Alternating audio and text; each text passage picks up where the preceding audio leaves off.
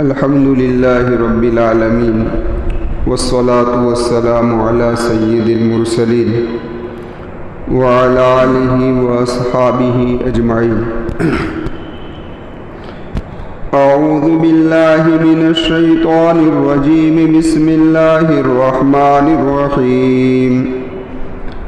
وآية لهم أنا حملنا ذريتهم في الفلك المشحون وخلقنا لهم من مثله ما يركبون وإن نشأ نغرقهم فلا صريخ لهم ولا هم ينقذون إلا رحمة منا ومتاعا إلى حين. وإذا قيل لهم اتقوا ما بين أيديكم وما خلفكم لعلكم ترحمون وما تأتيهم من آية من آيات ربهم إلا كانوا عنها معرضين. وإذا قيل لهم أنفقوا مما رزقكم الله قال الذين كفروا للذين آمنوا أنطعم من لو يشاء الله أطعمه إن أنتم إلا في ضلال مبين. صدق اللہ العظیم. معزز سامعین کرام اور پردہ نشین خواتین، سورہ یاسین کی چند آیت کریمہ آپ حضرات کے سامنے تلاوت کی گئی ہے. جیسا کہ رمضان المبارک سے پہلے اس سورت کے ابتدا کے اندر اللہ تبارک و تعالیٰ نے پہلے آسمانی مخلوقات جو اللہ نے پیدا فرمائی ہے اس کے قدرت کے مظاہر کو بیان فرمایا تھا، اور اس کے بعد اللہ تبارک و تعالیٰ نے زمین اور زمین کے اندر جو چیزیں ہیں اور زمین کے اوپر جو چیزیں ہیں ان چیزوں میں اللہ تبارک و تعالیٰ کی قدرت کی جو مظاہر ہے اس کا ذکر فرمایا.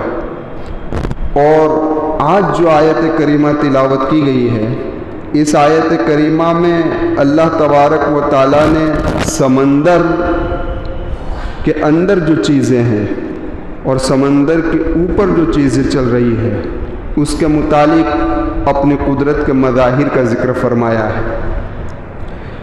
اللہ تبارک و تعالیٰ فرماتے ہیں کہ وَآیَةٌ لَهُمْ أَنَّا حَمَلْنَا ذُرِّيَّتَهُمْ، اور ان کے لیے ایک نشانی ہے. کیا نشانی ہے؟ کہ ہم نے ان کی ذریت کو اٹھایا.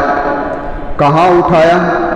تو کہ فی الفلک المشحون، بھری ہوئی کشتی میں، جس کی ایک تفسیر تو میں نے آپ حضرات کے سامنے رمضان المبارک سے پہلے عرض کی کہ یہاں کشتی سے خاص کشتی مراد ہے، اور وہ ہے حضرت نوح علیہ السلام کی بنائی ہوئی کشتی.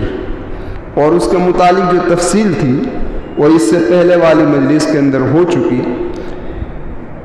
عام مراد لیا جائے کہ یہاں کشتی سے عام کشتی مراد ہے تو آیت کریمہ کا مطلب یہ ہوگا کہ اللہ تبارک و تعالیٰ نے انسان کو کشتی کے اوپر سوار فرمایا، اور جو اولاد و جو ذریت ہوتی ہے، اور خصوصاً وہ اولاد و ذریت جو ابھی چلنا نہیں سیکھی، وہ انسان کے اوپر ایک بوجھ ہوا کرتی ہے کہ اس کو اٹھانا پڑتا ہے، اس کو ساتھ لے کر چلنا پڑتا ہے. تو اللہ تبارک و تعالیٰ نے اس کو نشانی کے طور پر بیان فرماتے ہوئے کہا کہ ہم نے صرف کشتی کے اندر صرف تمہیں ہی سوار نہیں کیا، بلکہ اللہ تبارک و تعالیٰ نے اس کشتی کے اندر تمہارے بچوں کو بھی، تمہاری ذریتوں کو بھی، اور تمہارے سامانوں کو بھی، تمہارے ضعیفوں کو بھی، تمہارے کمزوروں کو بھی اللہ تبارک و تعالیٰ نے اس کشتی کے اندر کیا بھائی سوار کیا. اور عجیب بات تو یہ ہے کہ کشتی جب سمندر کی سطح کے اوپر چلتی ہے تو اس کو ڈبونے سے صرف اللہ ہی بچاتا ہے اور کوئی بچا سکتا نہیں ہے. حالانکہ اس کشتی کے اندر کتنا وزن ہوتا ہے، کتنا سامان ہوتا ہے، اس کے باوجود بھی اس کی حفاظت کرنے والا صرف اللہ ہے. اور یہ ان کے لیے ایک بڑی نشانی ہے، عقل مند لوگوں کے لیے کہ اللہ کی اس قدرت کو دیکھ کر وہ اللہ کی ذات پر ایمان لے آئے۔ اسی کو اللہ تبارک و تعالیٰ نے یہاں ایک نشانی قرار دیا۔ اب دیکھیے اس آیت کریمہ میں، یعنی اس آیت کریمہ کے بعد والی آیت کریمہ میں اللہ فرماتے ہیں کہ وَخَلَقْنَا لَهُمْ، کہ ہم نے ان کو پیدا فرمایا۔ حالانکہ دیکھا جائے تو کشتی کو بناتا ہے انسان، بناتا ہے، اللہ نہیں بناتا، لیکن بنانے کی نسبت اللہ نے اپنی طرف کی کہ ہم نے اس کو پیدا کیا۔ تو مطلب یہ ہے کہ بنانے والے کو عقل دینے والا اللہ ہے، اس کو صلاحیت دینے والا اللہ ہے، اور اس بنانے کے اندر جن جن اسباب کی ضرورت تھی ان سارے اسباب کو مہیا کرنے والا اور اس بنانے والے تک پہنچانے والا اللہ ہے۔ اس لیے اللہ تبارک و تعالیٰ نے بنانے کی نسبت کس کی طرف کی بھائی؟ اپنی طرف کی، اور کہا کہ وَخَلَقْنَا لَهُمْ، کہ ہم نے اس کو کیا کیا بھائی؟ پیدا کیا۔ پھر آگے فرمایا مِن مِثْلِهِ مَا يَرْكَبُونَ، اور اس کے مثل، یعنی کشتی کے مثل بھی۔ لیکن آپ ذرا دیکھیں کہ اللہ تبارک و تعالیٰ نے یہ ابتدائی کشتی جو حضرت نوح علیہ السلام کے زمانے میں بنی، اور اس کے بعد انسان ترقی کرتا گیا تو کتنی ترقی کی کہ آپ ذرا سوچیں کہ پہلے سمندر کی سطح پر چلنے والی صرف معمولی کشتیاں تھیں، اور اس کے بعد بادبانی والی کشتیاں شروع ہوئی، اس کے بعد بھانپ والی اسٹیمریں شروع ہوئی، اس کے بعد تیل سے چلنے والی بڑی بڑی بوٹیں شروع ہوئی، اور اتنی بڑی کہ منو ٹن سامان کو لے کر اور انسانوں کو لے کر ایک ملک سے دوسرے ملک تک پہنچ رہی ہے، اور سمندر کے اندر ڈوبتی ہوئی نہیں ہے۔ اور ساتھ ساتھ کے اندر انسان نے جب اور ترقی کی تو اتنے بڑے جہاز پانی کے بنا دیے کہ طیارے بھی اس پر اترنے لگ گئے، ہے نا بھائی؟ طیارے بھی، یعنی کہ ہوائی جہاز بھی اس پر اترنے لگے، اور جنگی ایک سامان پیدا ہو گیا، اور اس سے بھی مزید ترقی کی تو پانی کی تہ میں سب مرین کے طور پر بھی پیش۔ تو یہ ساری کشتی کے اندر جو ترقی ہوئی اس کی ابتدا اور اس کی بنیاد یہی حضرت نوح علیہ السلام کی کشتی ہے۔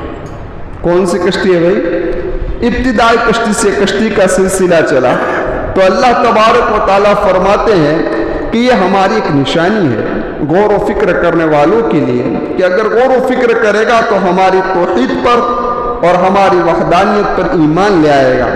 آگے فرمایا من مثلہ ما یرکبون۔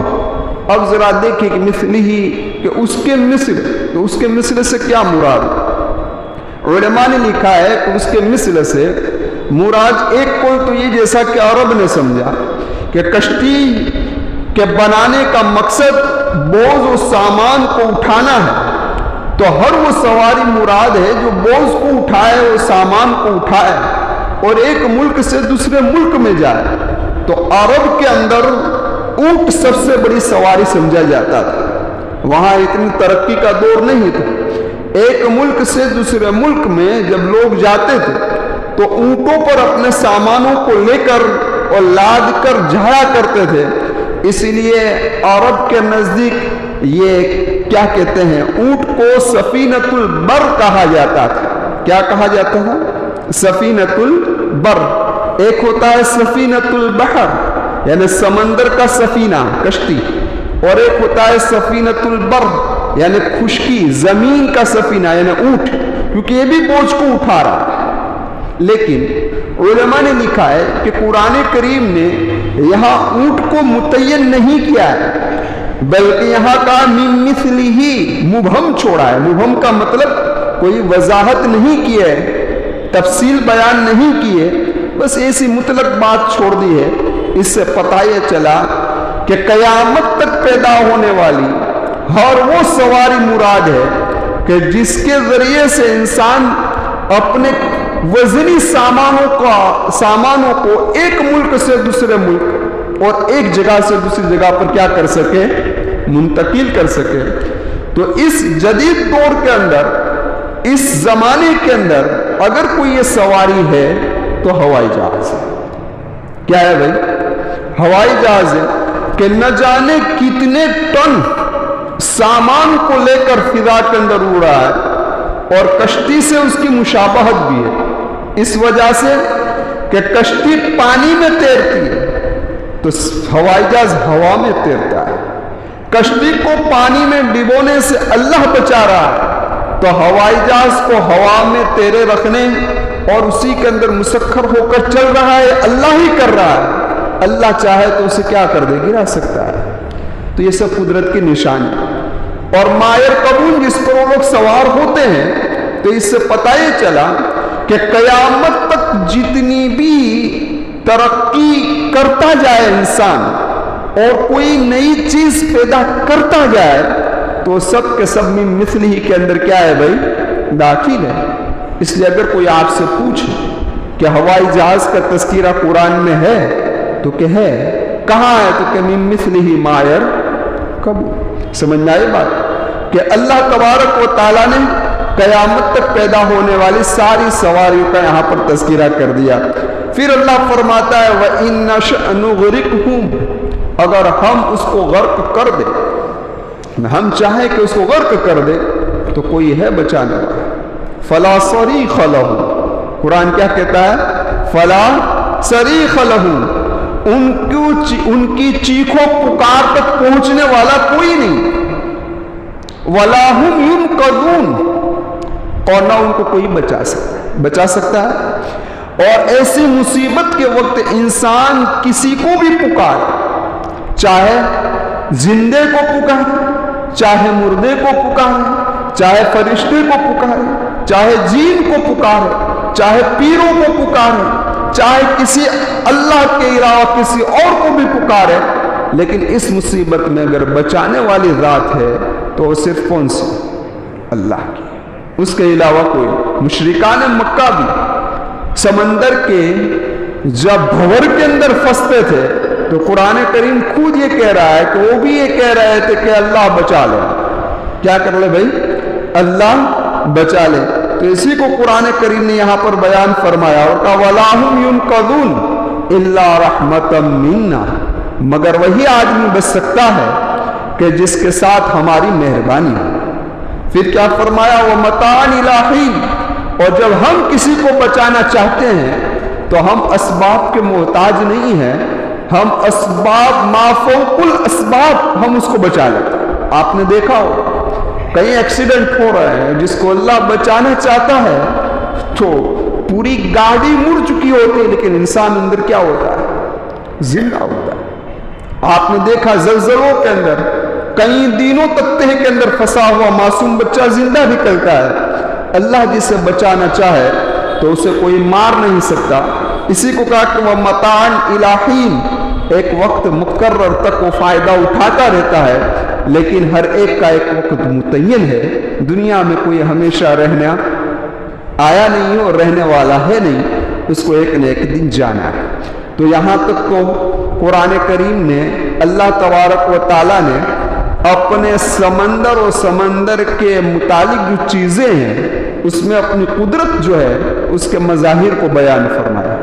آگے والی آیت کریمہ میں ایمان والے کا، مسلمان کا غیر مسلم سے مکالمہ ہے، اس مکالمہ کا تذکرہ ہے۔ وہ مکالمہ کیا ہے، وَإِذَا قِيلَ لَهُمُ اتَّقُوا، کہ جب اہل ایمان غیر مسلموں سے کہہ رہے تھے، کہتے ہیں کہ ڈرو اللہ سے، مَا بَيْنَ أَيْدِيكُمْ، جو کچھ بھی تمہارے آگے ہیں، وَمَا خَلْفَكُمْ، اور جو تمہارے پیچھے ہیں، لَعَلَّكُمْ تُرْحَمُونَ، تاکہ تم پر رحم کیا جائے۔ اب کیا آگے ہیں کیا پیچھے ہے، تو کہا کہ آگے کیا ہے کہ ما بین ایدیکم، موت تمہارے آگے ہے، موت سے ڈرو۔ موت کے بعد کیا ہوگا، تو کہ میدان محشر، میدان محشر کے بعد حساب و کتاب، حساب و کتاب کے بعد جزا و سزا، اور یہ ساری چیزیں آگے آنے والی ہیں، اس سے ڈرو۔ کیا کہا، اس سے ڈرو۔ پھر فرمایا کہ وما خلفکم، جو کچھ پیچھے ہیں، یعنی تم نے جو اپنی دنیا کی زندگی کے اندر جو اعمال کیے ہیں اس اعمال پر ذرا غور و فکر کرو، کیا تمہارے عقیدے صحیح ہیں؟ اگر عقیدے غلط ہے تو اس کو صحیح کرو، اگر عقیدے صحیح ہے تو تمہاری زندگی کو ٹٹولو، کہ تم نے اپنی زندگی کے اندر کون کون سے برے کام کیے ہیں، اس سے توبہ کر لی یا نہیں کر لی؟ اگر توبہ نہیں کی تو توبہ کر لو۔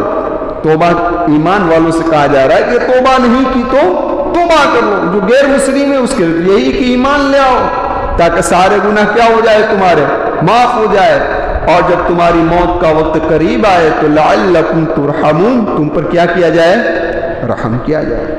تو ایک مکالمہ تو یہ تھا۔ دوسرا مکالمہ کیا تھا؟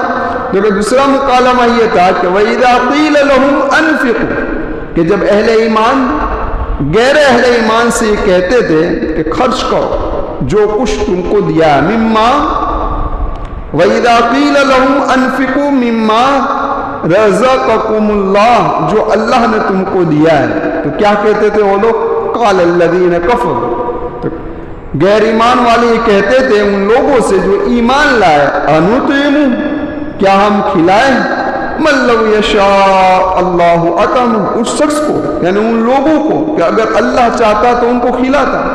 ان کا کہنے کا مقصد کیا تھا؟ ایک استہزاء، ایک مذاق تھی۔ وہ مذاق کیا تھی؟ وہ مذاق یہ تھی کہ جب اللہ نے ان کو بھوکے رکھے تو ہم کیوں کھلائیں؟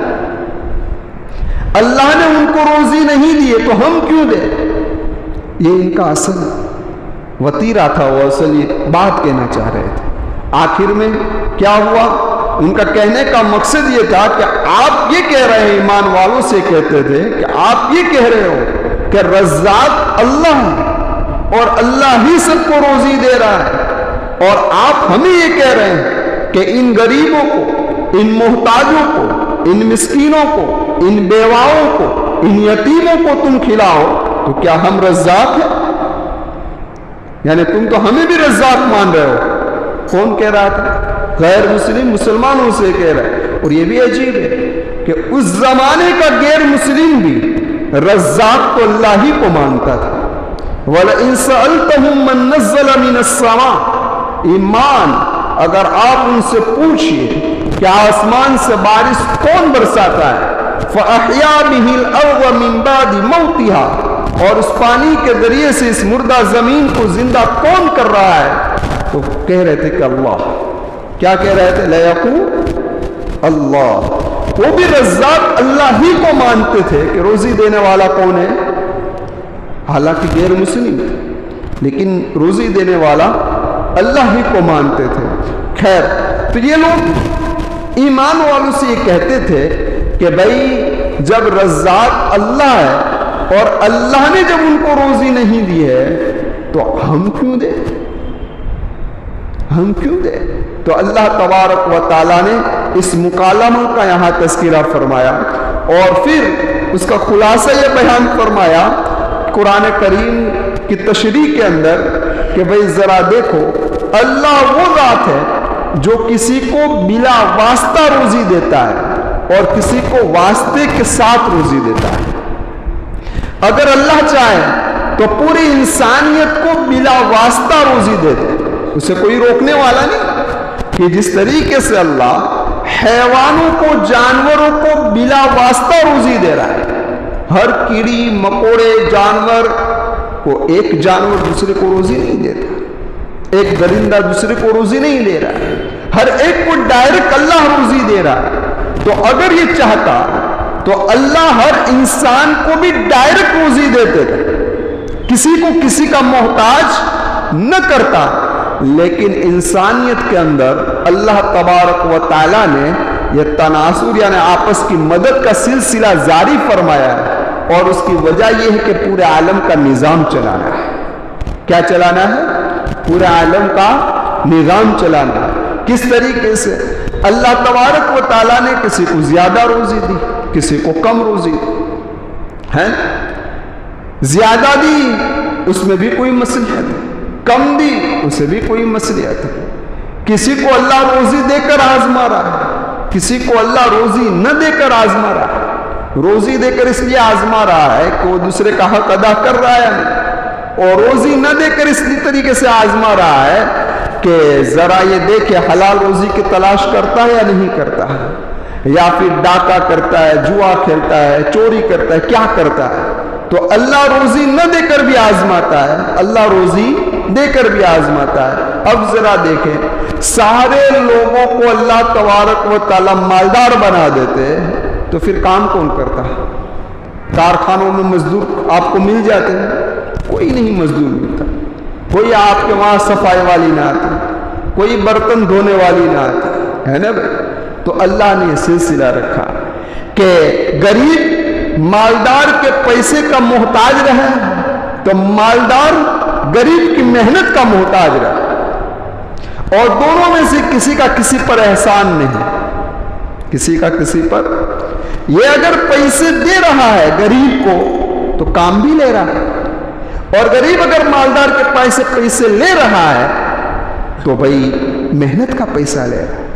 تو کہنے کا مقصد اللہ نے یہ سلسلہ جاری فرمایا، کسی کو کم، کسی کو زیادہ، کسی کو غریب، کسی کو مالدار، تاکہ ساری کائنات کا نظام چلتا رہے۔ اس لیے مشرکان مکہ سے جب یہ کہا جاتا تھا کہ بھئی خرچ کرو ان غریبوں پر، ان محتاجوں پر، تو یہ کہہ رہے تھے کہ اللہ نہیں دے رہا ہے تو ہم کیوں دیں اس کو جب اللہ ہی نے نہیں دیا ہے۔ سمجھ میں آئی بات؟ حضرت ابوبکر صدیق رضی اللہ تعالیٰ عنہ جب ان محتاجوں اور غریبوں کو زیادہ دیتے تھے تو مشرکان مکہ کہتے تھے ابو بکر سے رضی اللہ تعالیٰ عنہ سے کہ ابو بکر کیوں دے رہے ہو ان کو، محتاجوں کو، ان غریبوں کو اوپر اپنا مال کیوں لٹا رہے ہو؟ تو حضرت ابو بکر صدیق رضی اللہ تعالیٰ عنہ نے فرمایا کہ اللہ نے فرمایا ہے کہ تمہارے مال میں سے مانگنے والے کا بھی اور نہ مانگنے والے کا دونوں کا حق ہے، حقم معلوم للسائل والمحروم، جو مانگے اس کا بھی حق ہے، جو مانگتا نہیں ہے اس کا بھی کیا ہے؟ حق ہے۔ تو یہ لوگ کہتے ہیں انتم اللہ فی ضلال مبین، اے ابو بکر تو کھلی ہوئی گمراہی میں ایک اپنا مال لٹا رہا ہے، تو کھلی ہوئی گمراہی میں ہے کہ اپنا مال لٹا رہا ہے۔ تو حضرت ابو بکر صدیق رضی اللہ تعالیٰ عنہ نے فرمایا کہ بھائی مجھے اللہ کا حکم ہے، میں اپنے مال کو غریبوں تک پہنچاتا ہوں اور تم بھی اپنے مال کو غریبوں تک پہنچاؤ۔ اب یہاں ایک سوال پیدا ہوتا ہے کہ بھئی غیر مسلم کو ڈرانے سے کیا فائدہ کہ اللہ کے راستے میں اس کا تو ایمان ہی نہیں ہے اللہ پر۔ جب اس کا ایمان نہیں ہے تو اس کو یہ کہا جا رہا ہے کہ اللہ کے راستے میں خرچ کرو، تو اس کا کیا مطلب ہے؟ بات صاف ہے کہ کوئی شرعی حکم نہیں تھا کہ ان کو اللہ کے راستے میں مال خرچ کرنے کا حکم دیا جائے، لیکن ایک انسانی ہمدردی تو ہے، انسانیت پر ہمدردی تو ہر ایک کے لیے ہے، چاہے مسلمان ہو چاہے غیر مسلم، اس کو انسانیت، اس کے دل کے اندر انسانیت کی ہمدردی ہونی چاہیے۔ تو اسی کو قرآن کریم نے یہاں پر بیان فرمایا۔ آگے جو قرآن کریم نے فرمایا ہے وَيَقُولُونَ مَتَى هَذَا الْوَعْدُ إِن كُنتُمْ صَادِقِينَ، پھر وہ بطور استہزاء نبیوں سے بھی یہ کہتے تھے اور ایمان والوں سے بھی کہتے تھے کہ جس سے تم ڈرا رہے ہو نا وہ کب آنے والی ہے، یعنی قیامت کب آئے گی۔ تو اس کا ذکر انشاءاللہ آئندہ مجلس میں آپ حضرات کے سامنے پیش کروں گا۔ آمین۔ وآخر دعوانا ان الحمد للہ رب العالمین۔ سبحان اللہ وبحمدہ، سبحانک اللہم وبحمدک، ونشہد ان لا الہ الا انت، نستغفرک ونتوب الیک برحمتک یا ارحم الراحمین۔